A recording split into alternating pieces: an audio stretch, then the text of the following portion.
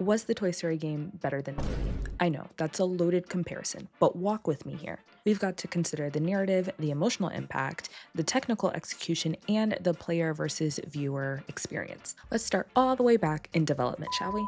The game wasn't just a movie adaptation. Actually, Pixar had rejected THQ, who had previously worked on Disney games before, and went with Avalanche instead.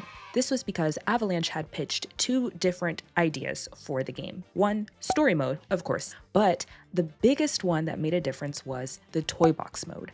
This was a free roaming, chaotic sandbox, and we'll get into it later. Pixar said yes to both, and that dual structure gave the game more replay value that the movie just doesn't quite match. And how did everyone else receive it? The game was released on June 15th, 2010, 3 days before the film's release in theater. It was released on PC, PlayStation 3, PSP, Nintendo DS, Wii, Xbox 360, and eventually on PS2 and the iPhone. Scores for the PlayStation 3, Xbox 360, and Wii versions ranged between 76 to 78 on Metacritic, which is solid for a movie tie-in. Some even said that the game captured more of the Pixar spirit than any of the other games prior. Why? For the variety, the creativity, the humor, and the child to adult appeal. I mean, it was appealing to everyone. And while critics did say things about the camera, the control, and the lack of Tim Allen and Tom Hanks, it still sold really well.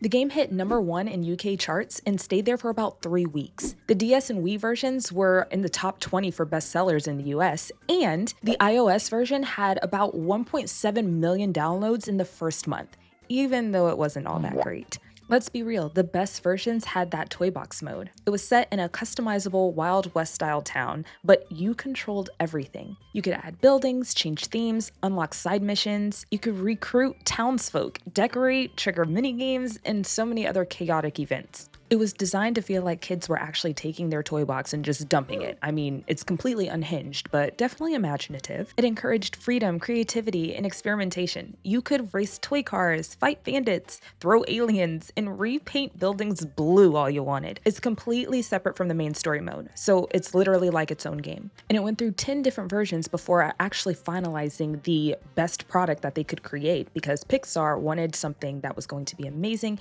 and they were pretty much obsessing over this idea. In fact, Pixar was so deeply involved that they assigned a 10-person team to this one project. They reviewed gameplay every other week, and even the Toy Story film director was contributing directly to the game development.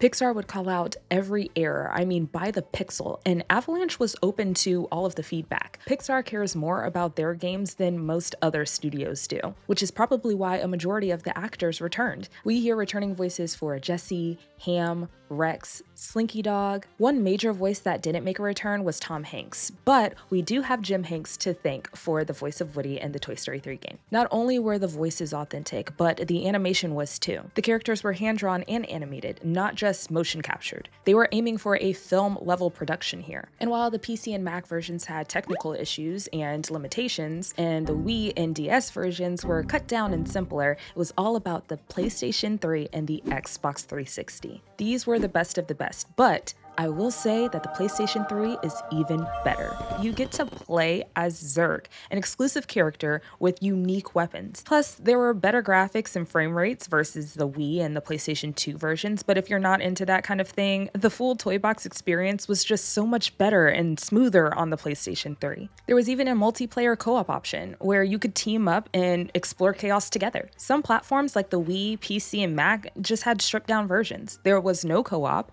reduced town customization, and fewer missions. So what are my thoughts in general? Well, I was expecting a generic tie-in, but there's one significant difference that made me consider the game developers' genuine care for making this game amazing. It's the toy box mode. While of course the movie shines in story depth, I mean, there's no question about that. Here's what the movie couldn't do that the game just got right: replayability and creative freedom, and it's all thanks to what? It's the toy box mode. So is Toy Story 3 the rare case where the game outgrew the movie? Or is it just the nostalgia talking? Because it very well could be that. You let me know.